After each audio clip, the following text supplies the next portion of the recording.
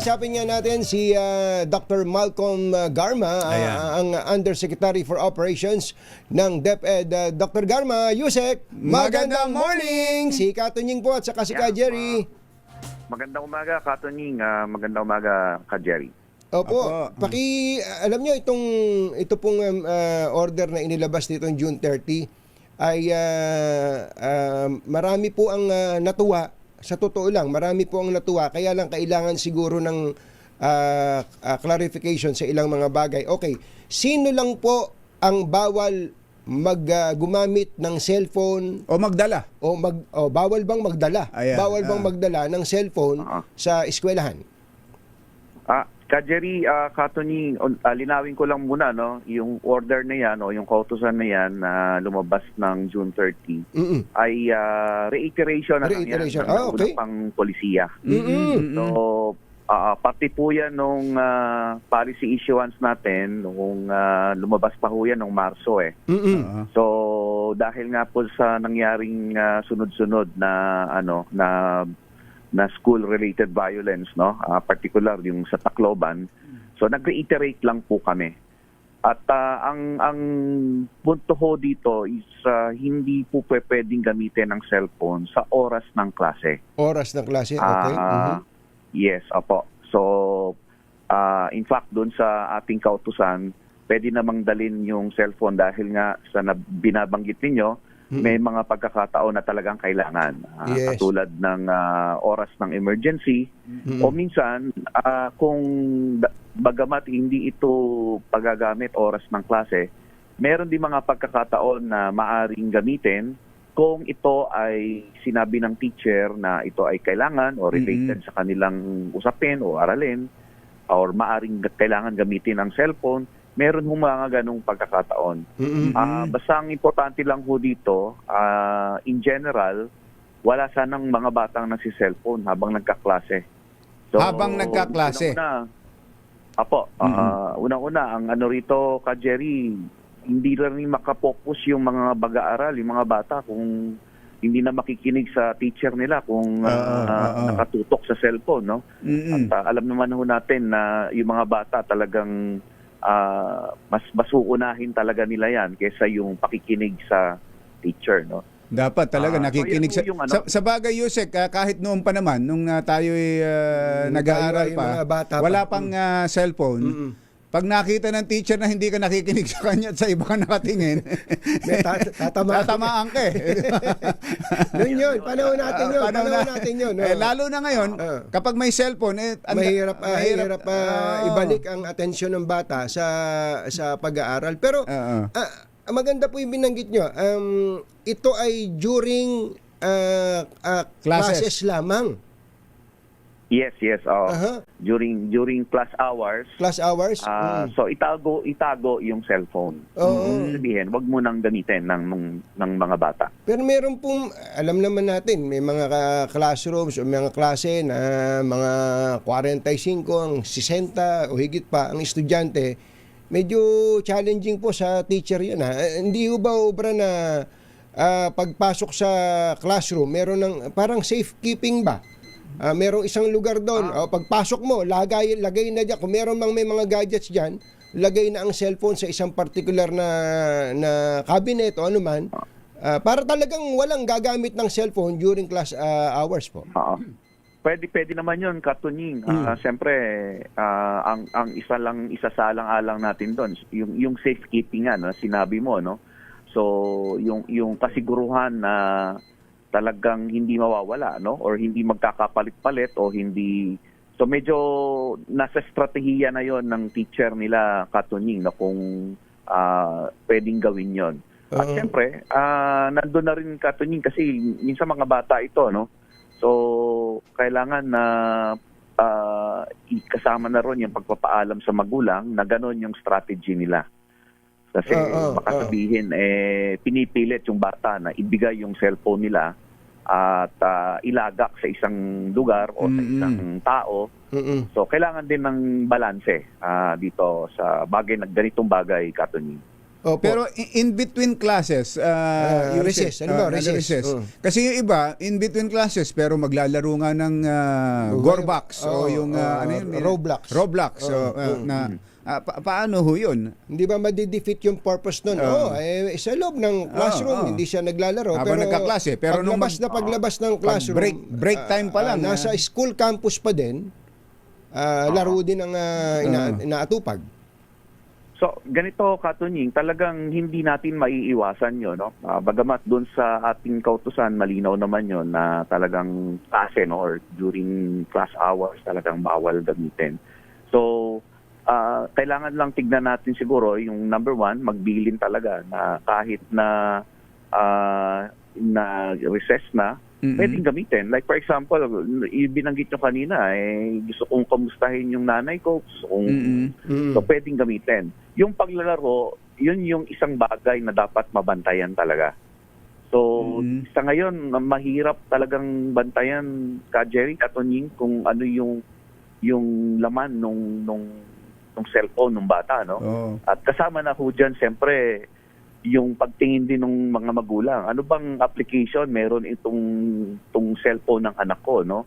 Bagamat pinapayagan ko magdala ng cellphone yung anak ko, gumamit ng cellphone, obligasyon na rin na tignan kung ano yung laman nitong mga laro na ito. And to that point, Katunying, Jerry, hindi nga lang, no? We're going beyond the using of cellphone. I think what's really dapat makita natin dito, anong laman ng cellphone? Pero sa part na po ng mga magulang na yan, mga magulang na ang responsibilidad na ng mga magulang yan. Pero sa school, sa classrooms, walang ganung, sa tingin ko, walang ganung power ang teacher para alamin. Ano ba ang mga app mo dyan? Sa cellphone mo na yan? Mahirap po yun. Pero i-suggest ko ho, pwede kayang totally bawal kahit sa recess, kahit na in between classes, pero bago pagkatapos ng isang klase, lilipat sa kabilang klase, yung teacher na lang ang pumapasok doon sa classroom. Merong certain number of minutes, halimbawa 3 minutes, pwedeng mag-cellphone para i-check kung may mga text ang kanilang mga nanay, mga tatay. Tapos, pagkatapos nun, tago na ulit. Hindi ko kaya pwede yun, Yusek? Pwede naman ho, siguro. Gaya na sabi ko ka Jerry, no, yung estratehiya paano ipinapatupad, maaaring magkaiba-iba ng kasi iba-iba ho yung konteksto ng mga schools natin. May malalaking ang eskwelahan, maraming bata. Meron namang maliit lang, no? Alam mo naman yung Katunying sa probinsya, hindi naman, baka nga mismo yung cellphone, hindi problema, no? Dahil wala naman cellphone ng mga bata. So, totoo po yan. Totoo po kayo.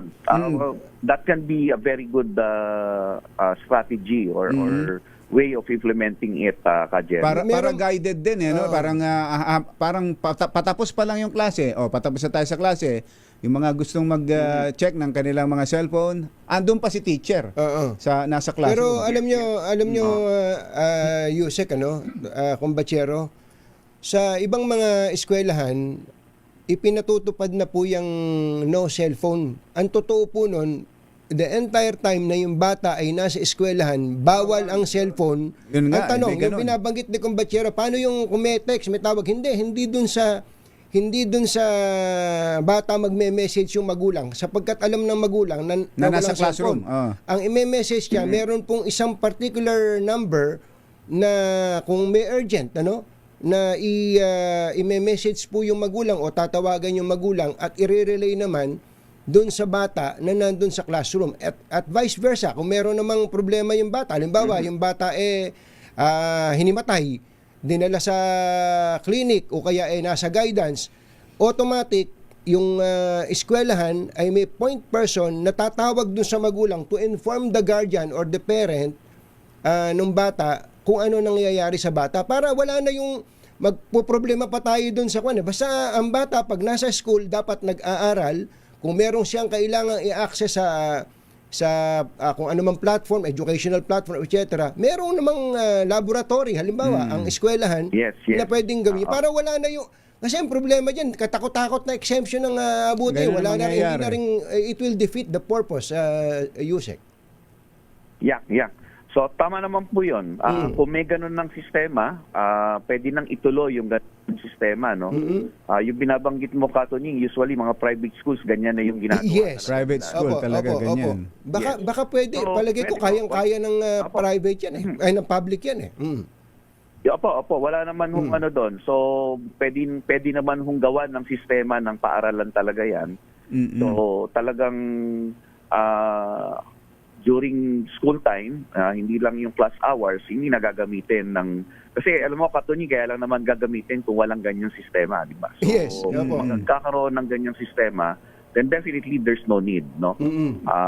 Pag talaga ibinawal yung cellphone niyan, habang sila ay nasa loob ng eskwelahan. Parang total ban. Total ban. Saka yung bata, alam niya, pag pupunta sa school, ang kanyang trabaho lang ay mag-aral.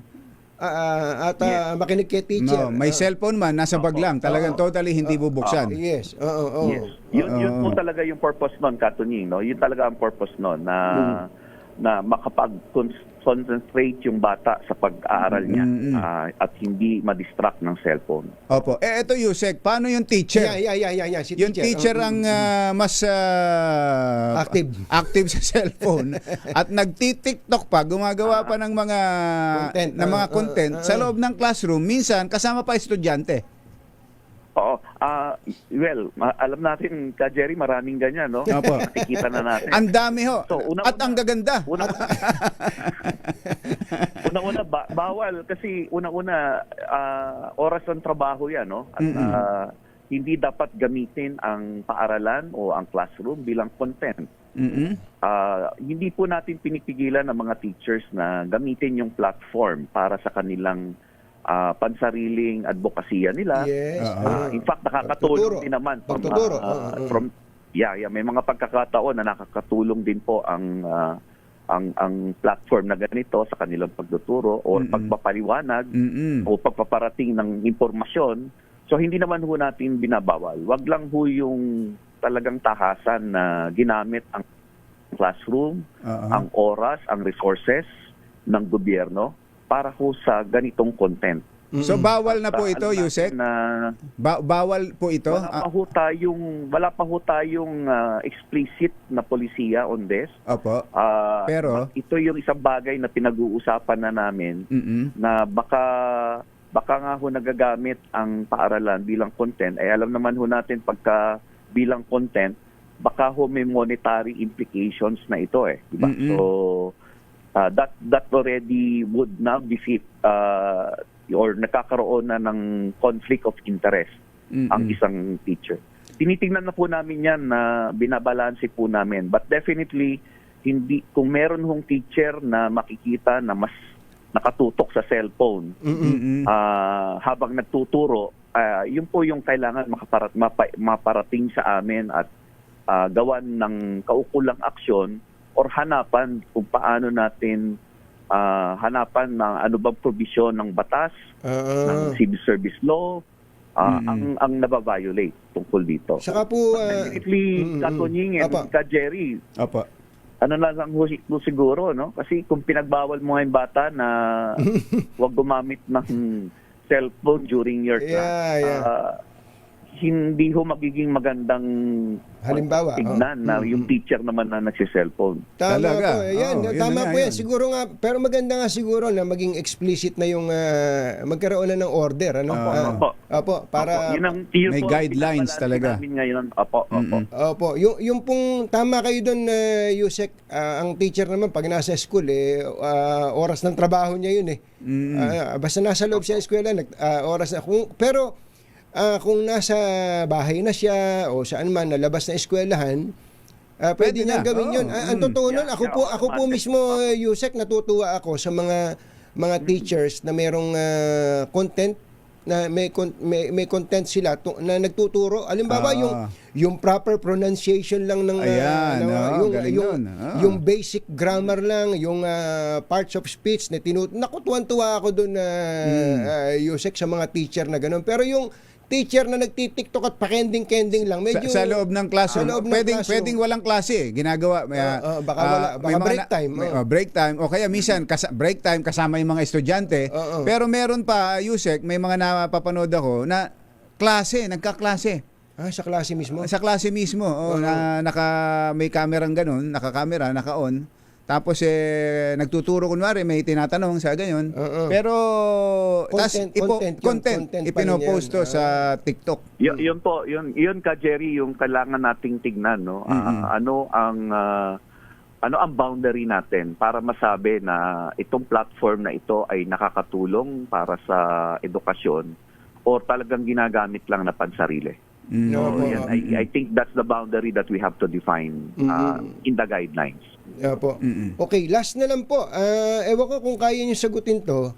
Kukuha daw ang DepEd ng 10,000 non-licensed counselors. Yes. Opo, ano po yung sabi ni Secretary Sani Angara? Ano po ba yung kung non-licensed, sino po yung pwede? Baka may mga nakikinig sa atin ngayon na gusto pong meron namang kakayanan, ano ba ang qualification dito? Ganito, Katuning, no? Para mas malinaw yung konteksto natin, ang original talaga kung intention niyan ay makapag-hire tayo ang DepEd ng mga full-fledged or licensed guidance counselors. Okay. Ang challenge lang po natin, napaka-konti ho, no, nung bilang ng mga guidance counselors, licensed guidance counselors sa Pilipinas. At syempre, since lisensyado sila, hindi rin ho natin mahikayat, no, na mag-apply sila. So medyo hirap po ang tayong mag-hire. So ang ginawa ho ng DepEd, pinababa ho natin ng konti yung requirement. So hindi na ho kailangan lisensyado, pero kailangan ho merong training. Ito ho yung mga either psychology graduate po sila, meron ho silang mga units in psychology, behavioral science, yan. Opo, at saka may training ho, no, kung paano mag-handle, mag-profiling, mag-case handling. So ito po yung mga titignan. So open naman ho yung application, but of course we have to select talaga yung would fit doon sa function o trabaho ng isang guidance counselor na lisensyado. Magkano po sweldo, Yusek? May mag-a-apply ko dito. I-apply ko lang ho yung anak ko. Opo, hindi po ako sigurado doon sa sweldo. Grade, no? Pero hindi naman ho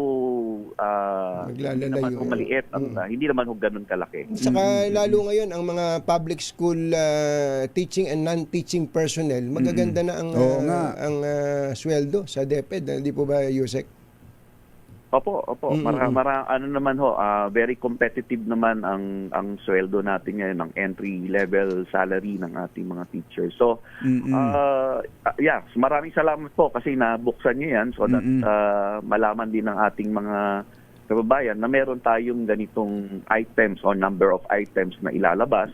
At we invite everyone. At ito kailangan mabilisan na ito, Katuning, Kateri. Oo nga. Per school ho yan, Yusek, ang gagawin? O cluster of schools per area? School division sa base division, ano? Ganun ho ba? Meron pong yung pong mga full-time or full-fledged licensed guidance counselors. Ito po strategically nilalagay na natin sa division so that ma-oversee na niya yung cluster of schools, no? But for the SCAs, yung mga school counselor associates, talaga nasa school po yan. School mismo. Bagamat with that number, hindi pa ho natin kayang i-cover lahat ng eskwelahan. So unahin lang ho natin yung mga malalaking school or yung strategically talagang medyo malaki ang prevalence ng cases ng mental health issues natin o kaya yung bullying. So, yan po, i-strategize na lang po muna habang hindi pa kumpleto. Yes, sir. Yusek, salamat ng marami po at pakikumusta na lang kay Secretary Sani Angara. Yes, makakarating po, Katuning. Maraming salamat sa inyong dalawa. Magandang umaga. Si Undersecretary Malcolm Garma ng Department of Education.